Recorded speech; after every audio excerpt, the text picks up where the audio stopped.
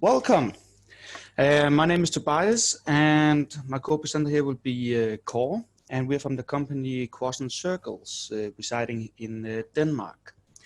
And I'm a historian with a specialty in Danish political history, and Kåre is a philosopher, studied philosophy, and we've been in this journey in sociocracy for a few years now.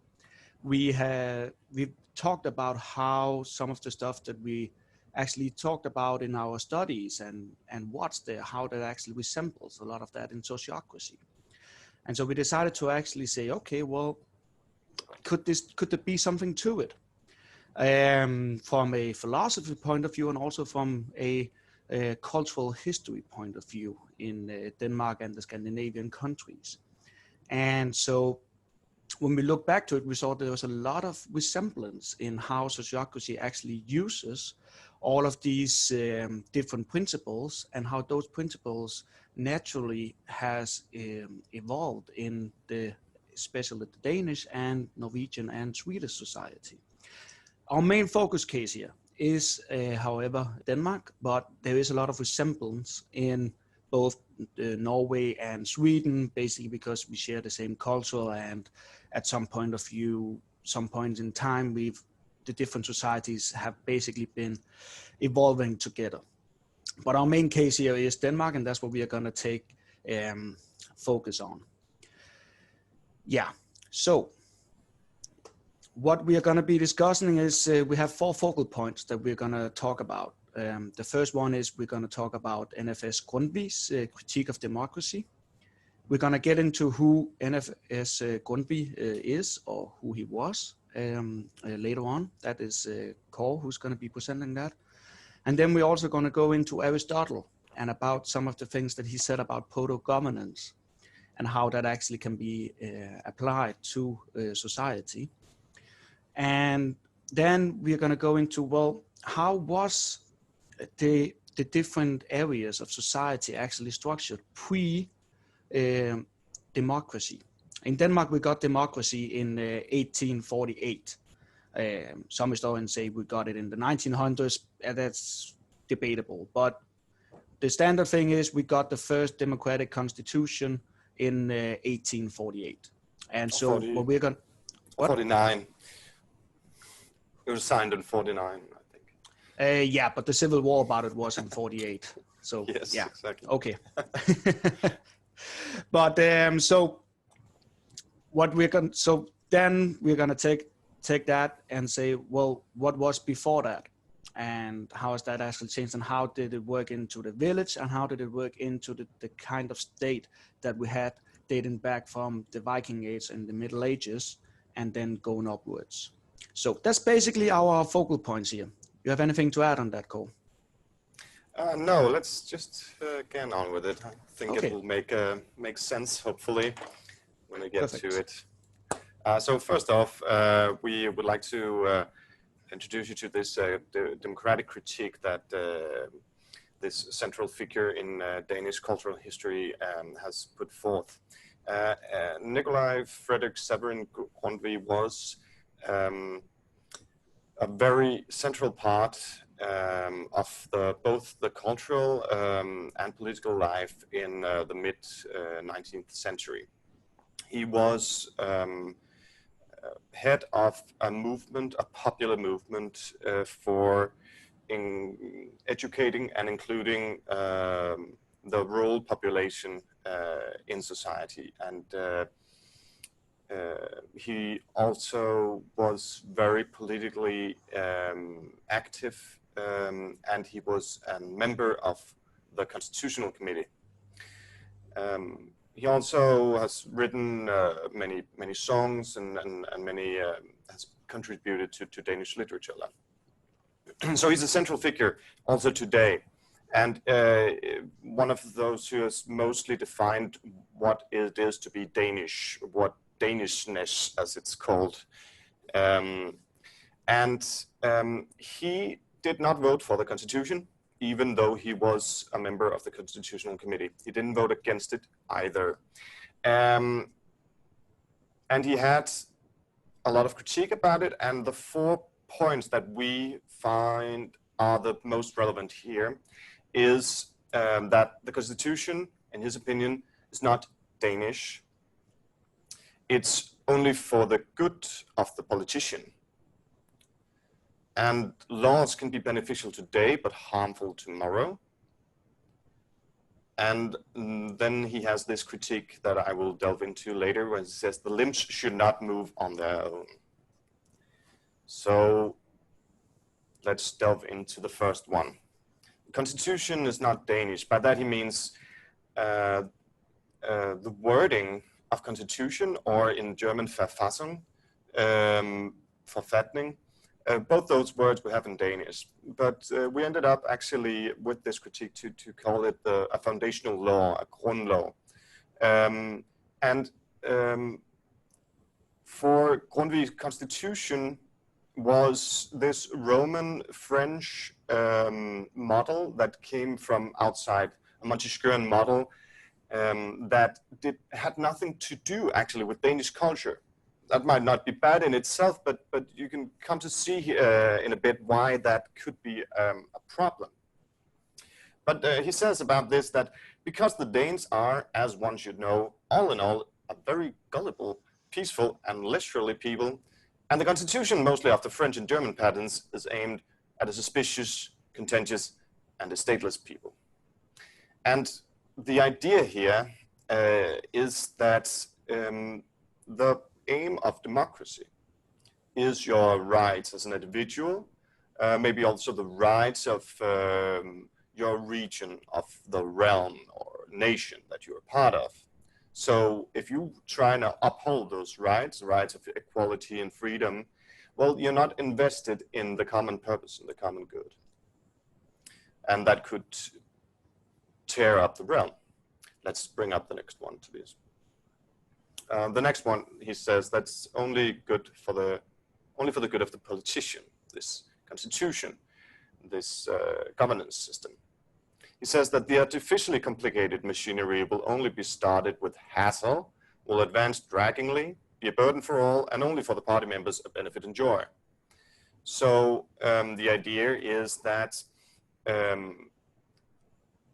if you look at, for example, elections, to have elections every 4 years, you will not attract those people into power who actually are interested in working for the common good, who are actually competent at that. You will attract those who are competent at rhetorical sway and who has a joy in that. Who thinks that, well, this is a career worth having, this is a life worth having, to be like the rhetorics of ancient Greece, someone who sways the people and not necessarily for something, for a higher purpose. Also, that it seemed like this constitution, as he saw it, was mostly formalizations, not as much actually something that could show to be an improvement. So let's take the next one. Then he says that laws can be beneficial today but harmful tomorrow. I think that'll ring a bell for everyone who's worked with Sociocracy. And he says that one must, by the writing of a good constitution, be aware of all decisions which may be beneficial today but harmful tomorrow. And even more, be aware of all high-flown sayings, which always are slurred and often, all things considered, can only do damage but never good. So that is also a part of that, the rhetorical sway. That is also to not be honest, clear about what you actually want. That could be a benefit for you as a politician in a democratic society, not a benefit if you are in a different kind of society where what you do, what you actually achieve is what you're valued by. And then let's take the last one. He says the limbs should not move on their own. And this is a quote from a song that he actually wrote to celebrate the Danish constitution, the Danish Grundlov, even though he did not vote for it. And it is also a very critical song.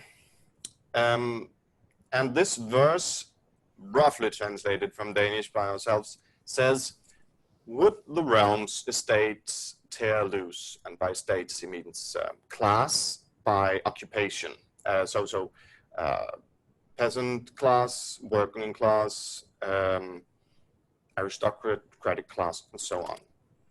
Yeah. Okay, so would the realms, estates tear loose from the common popular spirit? Then head, feet, and hands walk ridiculously on their own. Then the realm is torn asunder, past age outlived. The people, exhausted, goes to sleep, will only with difficulty wake again. So when we get this democratic society that has focus on what do I get out of it? How can I uphold my rights as a person or as a region in the realm? Well, then there's really a risk that each region would go for independence and uphold their own interest instead of thinking about what can we do for the common good. So that was the fear here. And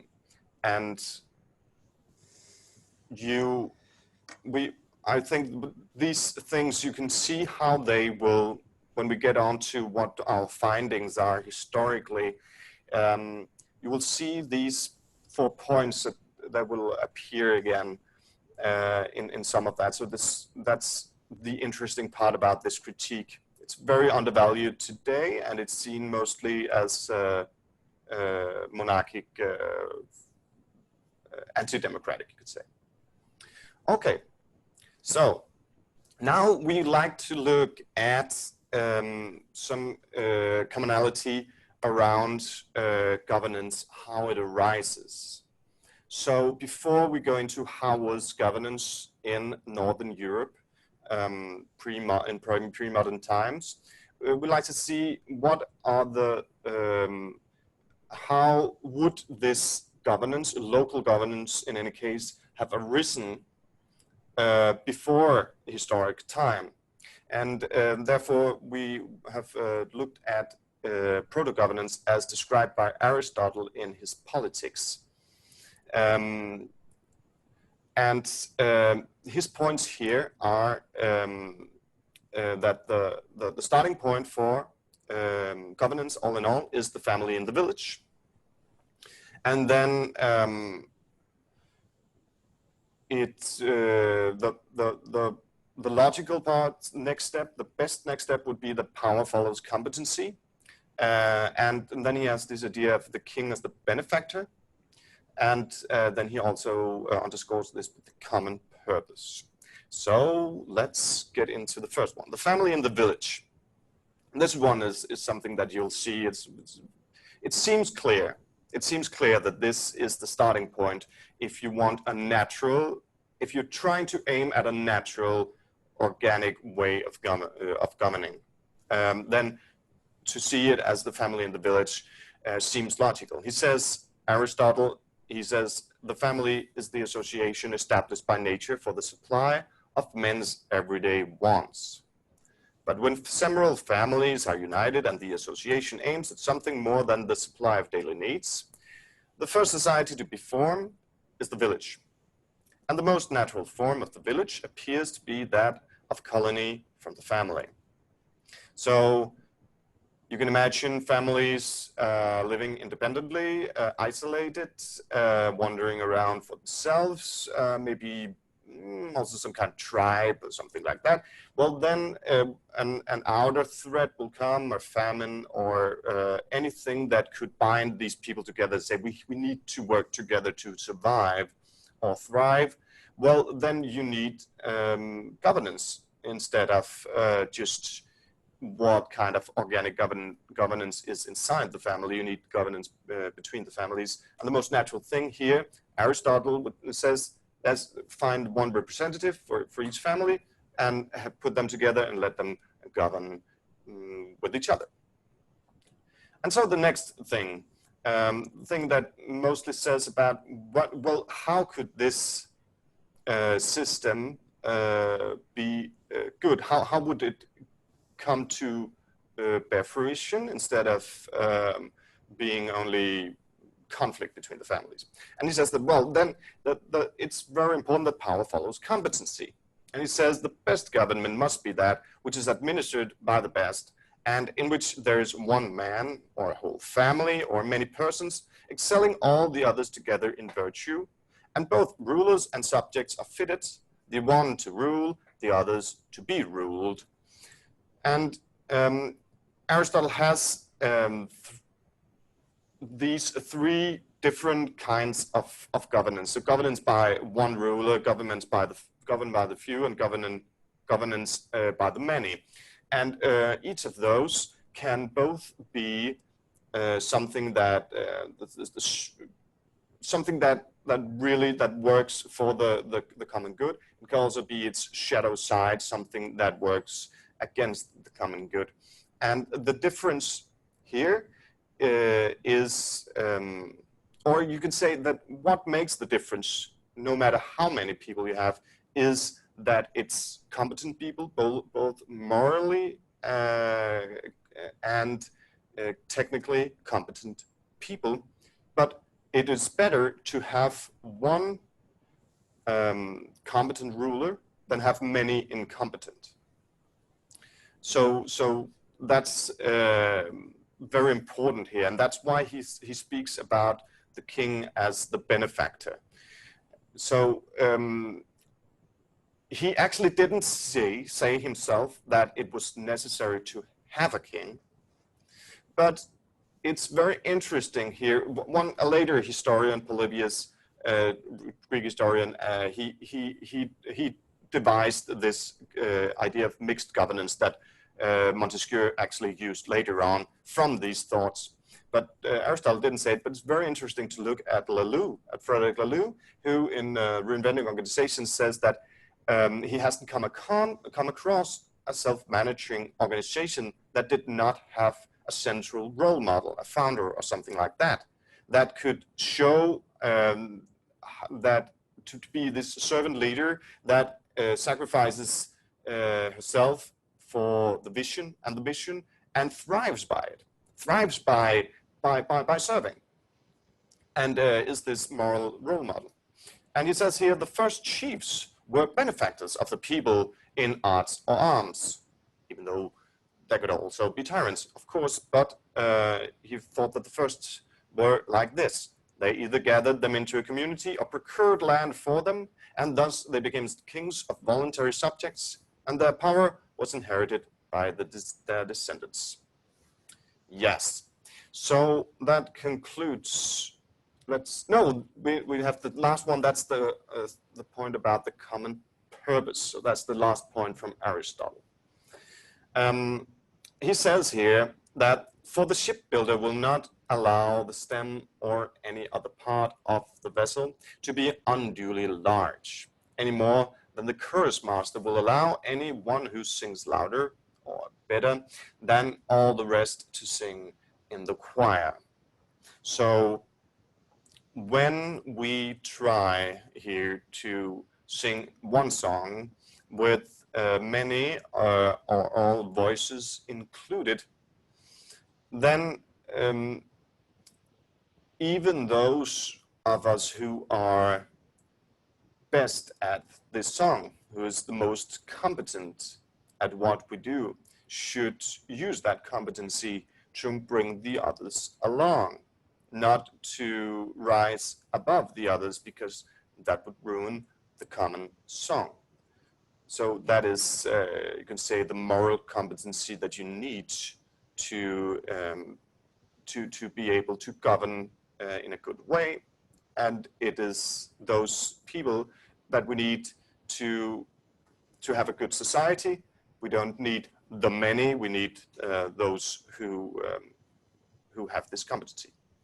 Okay, so let's delve into the historical points. You go ahead. Yeah, so when Kåre told me about all of this after about a bottle or two of wine last year, about how the philosophy actually is, it began dawning on me that, well, this is actually a great part of Danish history, how all of this actually arose. And What we actually could see, or what I've actually could see here, is that, well, when you look at how governance in the society actually arose in Denmark and Norway and Sweden also for most part, you could see that it all started in the village. So we're going to take a look at how governance actually functioned in the village on that one. We're going to go into the family and the role representation. We're going to go into the circle meetings that they actually had, and which method of decision making they had, which was consent based, and also what they actually governed, what was the purpose to actually govern the commons. So this is going to be a tour de force in Danish history, and it's going to be quite fast, about where we're going to cover about 800 years of history, but I hope you can keep along. So when you look into how the society was based in Denmark for most part in the Viking Age, the Middle Ages and upwards, you could actually see that the family was the smallest judicial unit. And it also settled matters between its own members on its own. And then the head of that family then represented every member of the family at the Ting. So you could say that the family was the far end circle in the whole society. And that circle selected a leader. That leader was usually because, well, let's face it, we were a patriarchal society, so that was usually the oldest male or the strongest male in the family that was to represent them. But we do have historical records that said that women could also represent and stuff like that. I'm going to go into what the Ting actually is in a moment, so it doesn't matter if you don't know what that is. But the point here is that we saw the family could settle matters within their own jurisdiction, that it was the smallest judicial unit, and not the individual, but the family. So you also see here that when they then gathered, if you look across the landscape in a lot of villages, old villages, you will come across a circle of stones, sometimes in the middle of the village, sometimes in the outskirts of it. And you will wonder, why do they have a lot of stones placed in a circle? But that circle was the Tingsted, or translated directly, place for stuff.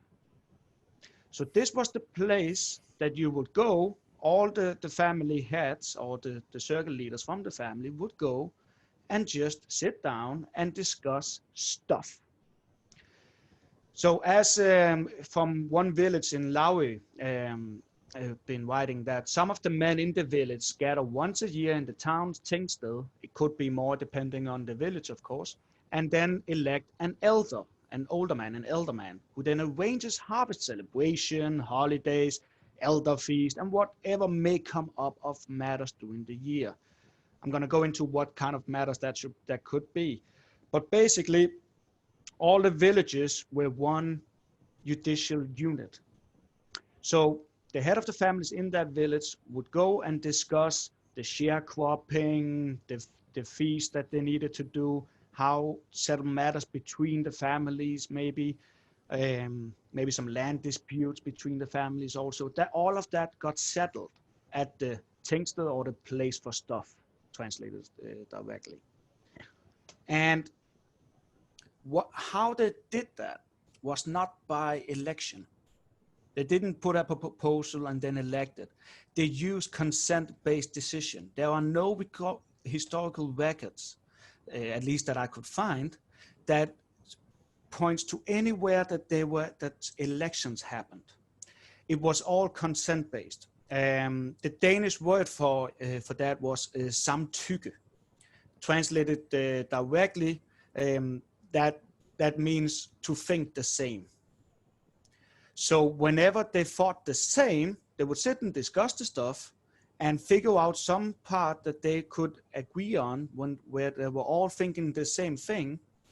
So as an older scribe, Elnot the Older, from the 1100s said, what is determined by agreed consent by the gathered assembly cannot unpunished be withdrawn in any part of Jutland. So these assemblies at the Tingsted, whatever they would consent to was legally binding. until they decided not to consent anymore, until they reached a new decision. So that was actually legally binding, whatever that they actually thought of in that. So. And that, of course, is from one of the greater Tingsteds, the regional national Tingsteds, that quote. Yeah, you had the Tingsted in the small villages, and then it would actually just go upwards. So then you have from the village, they select the elderman, and that elderman would then go on to the other Tingsted that was for, let's say, the Shire or whatever, or the area with more villages, and discuss matters between them. And it would go upwards, right up until the Realm-counsels and or the Stænder-gatherings. We're going to get into what that is in a moment. But it actually just went upwards. Each circle would then go upwards. So what would they govern? Well, they would govern the commons, the Res Publical. So as they said that from a book describing Danish agricultural history from the late 1800s that I just happened to have on my shelf, said that this community made necessary an entire miniature republican constitution for the village.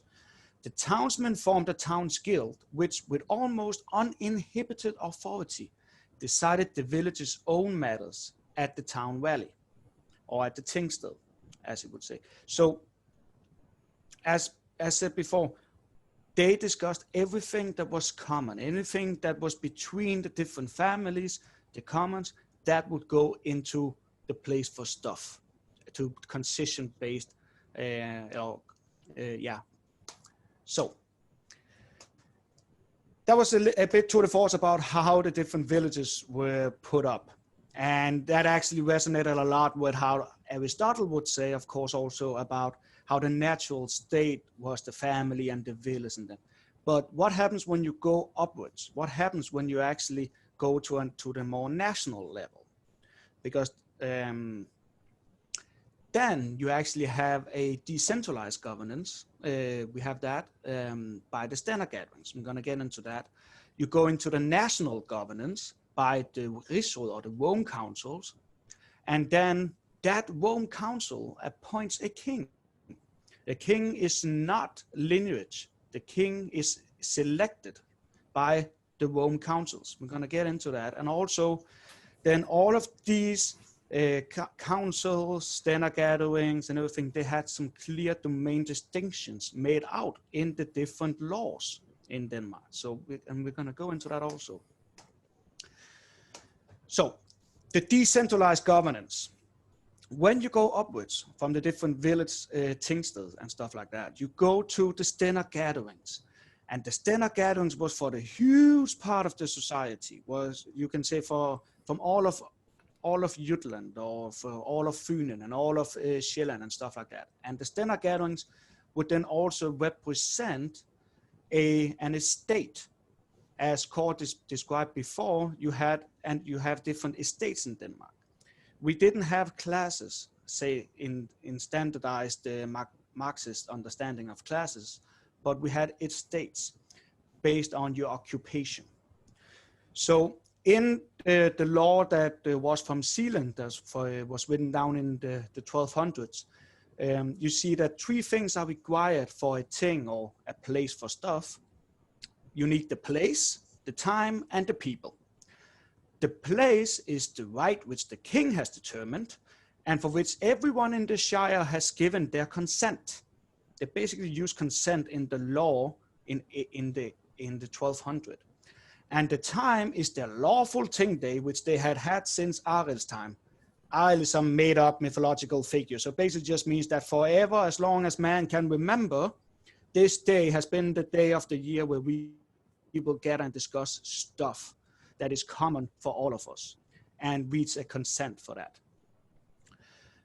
So you see that the king still has some rights here. The king can then decide where it is. Where do we actually meet? To make sure of that, but he cannot take away when it should happen or who attends. You also have the national governments by the different Rigsråd or the Realm-counsels. To be clear, Denmark is not, was back in the days not a national, not a nation state, as you would say today, in a Machiavellian say or whatever, because Denmark consisted of different nations. You had the different nations in the northern Germany. You had Jutland as a nation, Fyn as a nation, or Rome. Sjælland, you had at some point Sweden, or different parts of Sweden also, and Norway and Iceland. And all of those had their Realm-counsels, or the Rigsråd.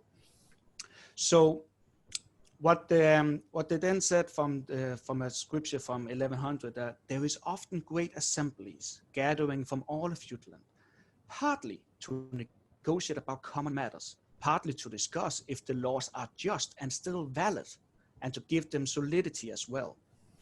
So what you also was discussing when you met up, when you go through the hierarchy and you go and take the whole Rome, that is when you see, are the laws still just? Do we still need to have these laws? Do we still need to have them on a national level, or could we just get rid of them and let people decide for themselves in different areas? So that's something that is also, you can say that Grundtvig could say that we've lost from there. Actually, that's one part that really goes again. It's important to mention here that, of course, yeah, exactly. It's important to mention here that, of course, it's the aristocracy that made these national councils. So it's not a representation, a fair representation as such, but no, but it was a fair representation of the aristocracy in the Rigsråd. Exactly. But then you had the peasants at the Stænder-gatherings who could also influence the Realm-counsels. Yes, they could. Yes. They could. And so what then happens is that the Realm-counsels appoints the king. It wasn't up until the 1700s that it was given who should be the king when the king dies. So the Realm-counsel, when a king dies, all the Realm-counsels would get together and they would find a person that they could consent on. Not elect, but consent on, that person would be the best among them to carry on the kingship, to lead all the different Realm-counsels and the country. From a scribe from the 1100s said, look, 10 messages came from Zealand, an area in Denmark, and proclaimed that King Magnus was dead. Immediately, Sven, a contender for the throne, returned to Zealand, was then freely elected as king by the Fynens and the Juts, the different Realm-counsels, Fynen, Juts, and the Zealand, and then ruled Denmark with determination for many years. So you would, as a king, you would need to get consent from the different Realm-counsels for your governorship. What you had to do was you had to sign your own role description and the limitations of your powers. That was in a negotiation. We would actually, it's called a håndfæstning, or what you could also say how would you translate that directly? You say binding of hands. Bind your hands. Yeah. So the king would enter, or the person would enter a negotiation with the different Realm-counsels to see what can I decide. Some kings got great powers from that, and some kings got virtually zero, where they were just they were just bound to stay on their castles and eat and drink for all the money until they died. And then the country was then ruled by the Realm-counsels in the different areas. And of course, this also led to a kind of civil war sometimes, where the different Realm-counsels couldn't consent to the same person. So one person became king of Jutland, one became king of Zealand. But most of the times, it all came together due to these binding of hands agreements. And it assured regional cultural preservation. It assured that it would not be a unison way that where the regional culture was suppressed. Exactly, because that goes into that there was some clear domain distinctions. Each territory then had its distinct relations to the ruler. Its different privileges and law code, administrative system that was staffed by the same local elites. And then it also says that its own state assembly, in questions of taxation, conscription, and stuff like that, the ruler then had to negotiate with each territory separately. he had to negotiate them with them. They couldn't just decide stuff. Yeah, so there was some clear domain distinction between the different areas and between the different circles on that. So we have 5 minutes remaining. Yes. that is perfect, all we need. Okay, so Because that was the tour de force in the history. So, Kåre, would you like to take it from that? yeah, we've just taken a quick look at what's remaining from this in Denmark today. Let's just bring them up, all of them, so we could go a little fast through them.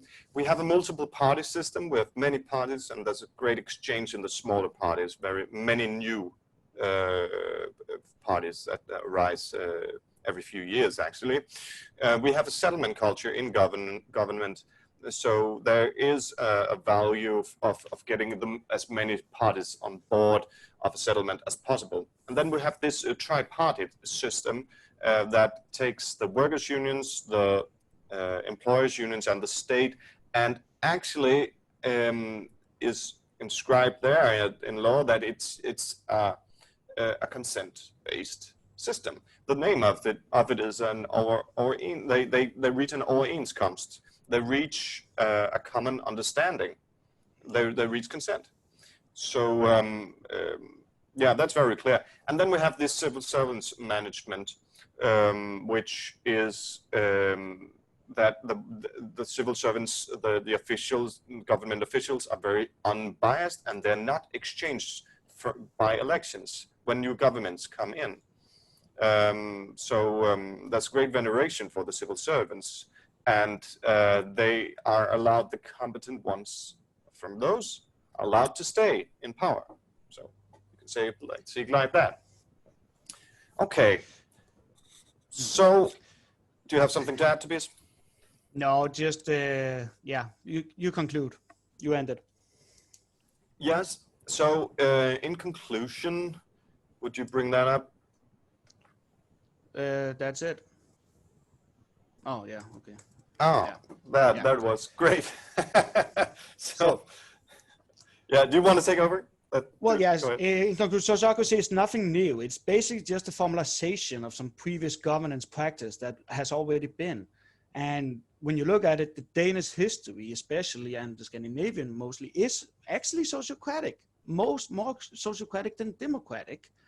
And then the culture of that was set aside when we introduced democracy. Or as Grundtvig would say, it was an assault on our culture when we introduced democracy, actually.